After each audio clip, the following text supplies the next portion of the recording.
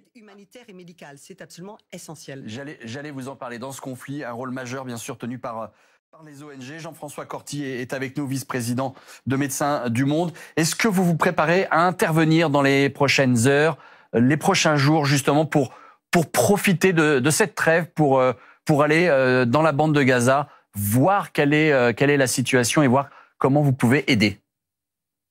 Écoutez, on se réjouit d'abord que des civils innocents, otages, puissent être libérés, on l'espère, et que l'entièreté des otages seront libérés rapidement. Et dans le même temps, évidemment, cette pause humanitaire qui, d'emblée, ne sera pas suffisante par rapport à l'ampleur des besoins, est une opportunité de faire entrer du matériel dans des proportions autrement plus importantes que ce qui a été le cas jusqu'à présent. Donc, Médecins du Monde, par exemple, on va faire entrer un fret de 6 tonnes avec du matériel médical, notamment pour couvrir les besoins de près de 20 000 personnes sur environ 3 mois.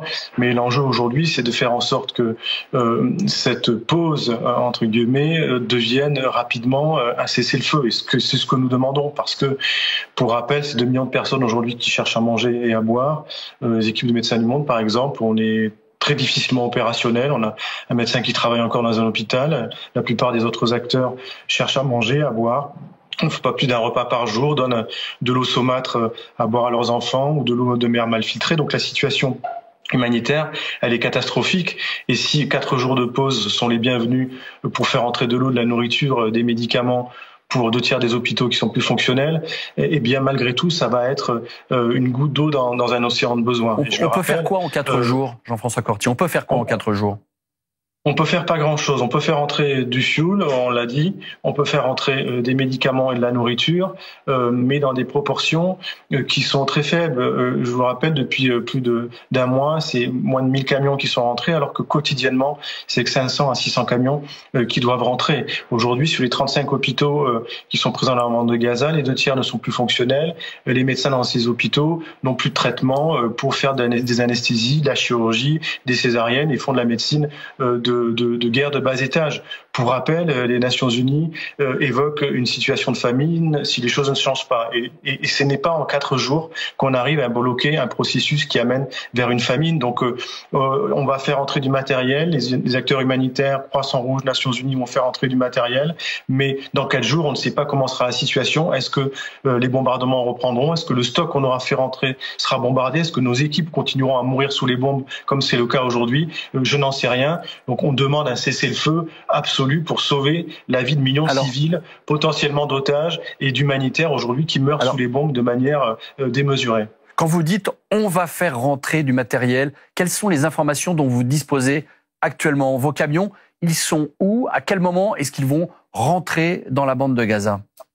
Ce qui rajoute à la dramaturgie des besoins aujourd'hui, c'est qu'il y a de l'aide qui est prépositionnée côté égyptien en masse depuis plusieurs semaines. Les Nations Unies, les ONG, le Croissant-Rouge égyptien notamment, qui est en coordination logistique, ont du fuel, des médicaments, de la nourriture, de l'eau, des filtres à eau à faire rentrer en masse. Mais pour des raisons de sécurité, pour des raisons de manque de capacité de communication, de bombardements récurrents, et je vous rappelle que 30% de la mortalité à Gaza des bombardements se fait sur le sud. Donc il y a aucune zone qui est sécurisée, malgré ce que l'on peut entendre. Il faut que les bombardements s'arrêtent. Donc pendant 4 jours, on espère que cela va être respecté. Il faut que les camions rentrent, mais ensuite, il faut que l'aide qui est amenée sur différents points puisse être distribuée. Il faut que les aidants puissent organiser ces distributions de manière micro, que les bénéficiaires aient l'information, qu'il y ait des communications entre les différents acteurs. Voilà, et ça prend du temps. De la même manière qu'évacuer des blessés, notamment du Nord, mais pas exclusivement, des centaines de blessés et des malades qui sont atteints de maladies chroniques ou aiguës et qui ne peuvent plus être soignés. Ça, en 4 jours, c'est compliqué. Il faut de la logistique, il faut des avions, des trains, il faut des médecins, des ambulances. La plupart sont exsangues. Les ambulances, il n'en reste plus beaucoup. Donc, en 4 jours, on ne fait pas grand-chose lorsqu'on parle de besoins absolus pour 2 millions de personnes, près de 30 000 blessés et des malades qui aujourd'hui ne peuvent plus être soignés parce qu'on est en rupture de soins. Jean-François Corti, quelle certitude a-t-on que l'aide qui va arriver à Gaza, dans la bande de Gaza, va bien aller à la population qui en a besoin et non pas au Hamas?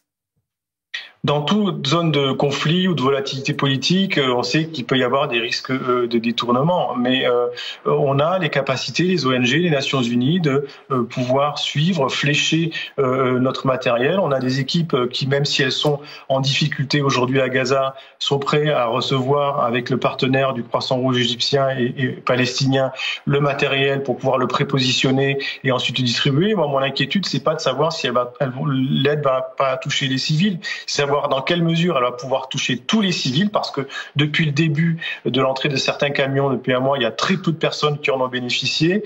C'est de faire en sorte que cette aide, elle puisse s'inscrire dans la durée. Donc aujourd'hui, les centaines de morts des Nations Unies, de Médecins du Monde, on a perdu un médecin la semaine dernière, des morts de Médecins sans frontières et autres, elles n'ont rien à voir avec des logiques de bouclier humain. Donc même si ça peut exister, là, c'est pas la réalité pour tous ces acteurs-là. La plupart des civils, et encore une fois, ils cherchent à manger et à boire, ils dorment sous des bâches en plastique, que ce soit au sud ou au nord de la bande de Gaza. Donc il est assez facile de pouvoir flécher une aide qui, de surcroît, ne rentre pas suffisamment en masse aujourd'hui. Donc le fait de rentrer une aide sous-proportionnée, ça peut entraîner aussi des scènes de pillage, de la violence, parce que les gens sont à bout. Encore une fois, ils grattent la terre pour chercher à bouffer, si je peux me permettre d'utiliser ces mots, parce qu'à un moment, il faut être assez clair, y compris nos équipes sont dans ces situations-là. Les acteurs humanitaires ne peuvent plus faire leur boulot comme ils devraient le faire.